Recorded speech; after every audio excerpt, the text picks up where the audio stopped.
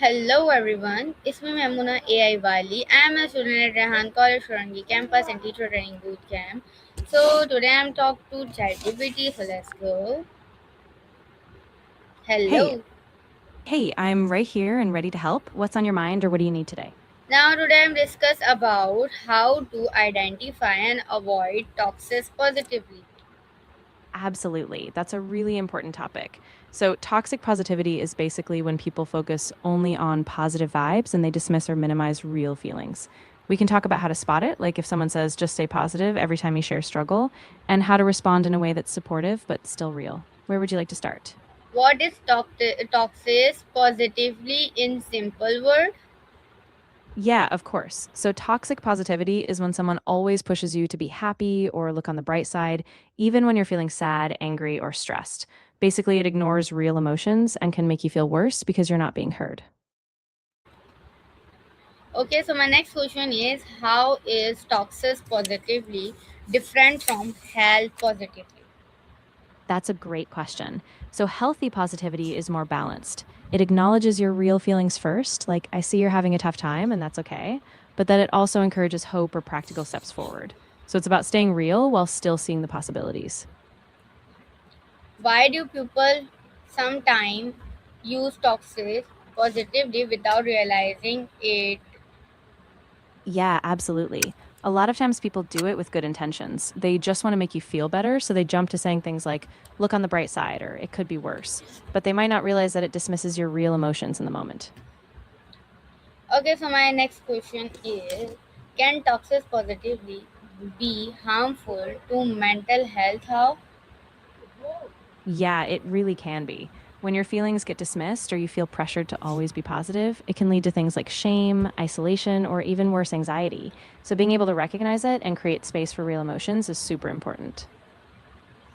Okay, so my next question is can toxins positively be harmful to mental health? How? And what are some common explain of toxins positive phase? Yeah, for sure. So, toxic positivity can harm mental health by making people feel like their real emotions are wrong or not allowed. Over time, that can lead to increased stress, anxiety, or even feelings of isolation. Common examples are things like just stay positive, or everything happens for a reason, or don't be sad, be happy. These sound good, but they shut down genuine emotional expression. Okay, so my next question is why is saying just stay positive not always helpful? Yeah, that's a really good point. So when you just say stay positive, it can feel like you're brushing off someone's pain. It doesn't give them space to process what they're really feeling. People need to be heard and validated first, and then once they feel understood, they can find hope or solutions. Okay, so my next question is how does doctors positive make people feel unheard or ignored?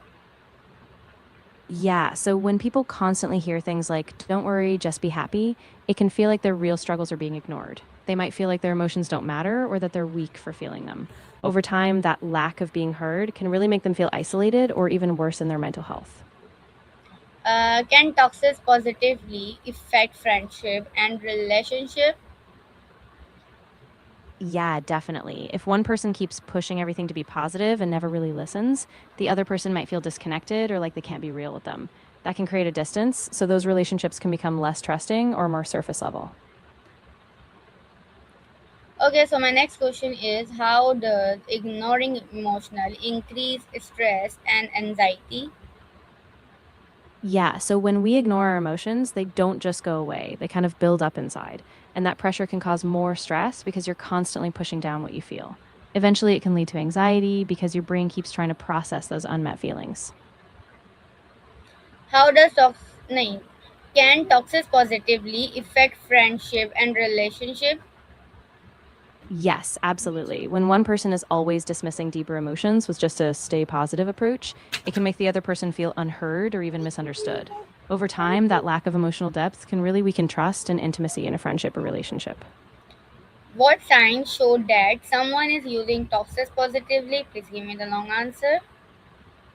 Yeah, so there are a few signs to look out for. First, if every time you share a struggle, the response is just look on the bright side, or it could be worse, that's a big red flag. Second, they might avoid any real discussion of your feelings, steering you back to forced optimism. And over time, you might notice you feel worse after talking to them because you didn't get to be fully seen or understood. So it's important to pay attention to that pattern. How does ignoring emotional increase stress and anxiety? Yeah, exactly. When we ignore our emotions, we're basically pushing down what we really feel.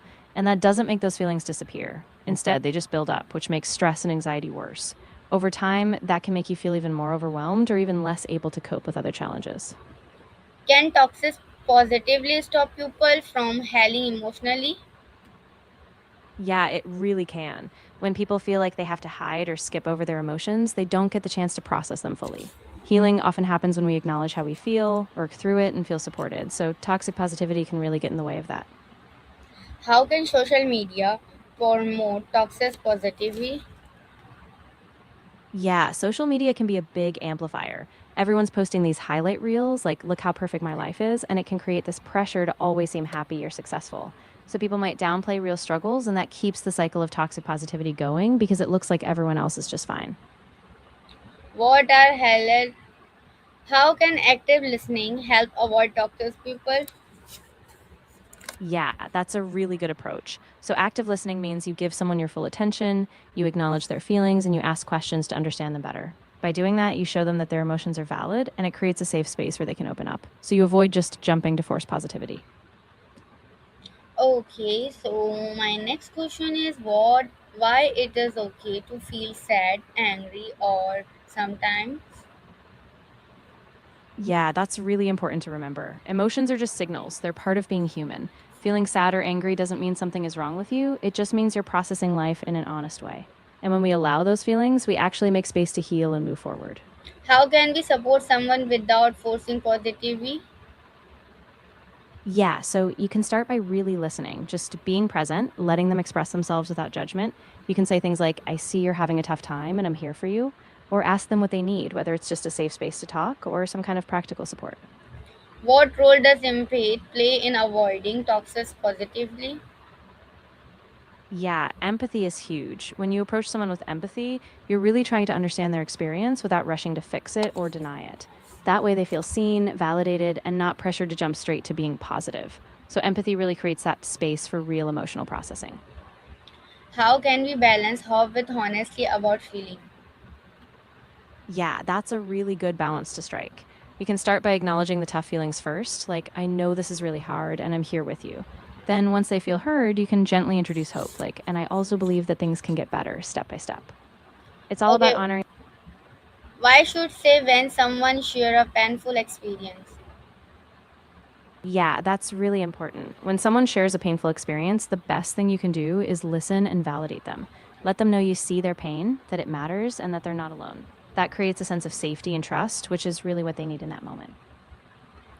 How does self-compassion help reduce toxic positively? Yeah, self compassion is really powerful because it allows you to be kind to yourself when you're struggling instead of brushing those feelings aside. When you give yourself permission to feel without judgment, it breaks that cycle of forced positivity. You can be honest about where you are, and that creates space for real healing. Why is emotional validation important for mental well-being? Yeah, emotional validation is so crucial because it lets people know that their feelings are real and important. When we feel validated, it reduces that internal pressure to hide or fix things, and it builds trust. So it really supports a sense of safety, which is essential for mental well being and growth.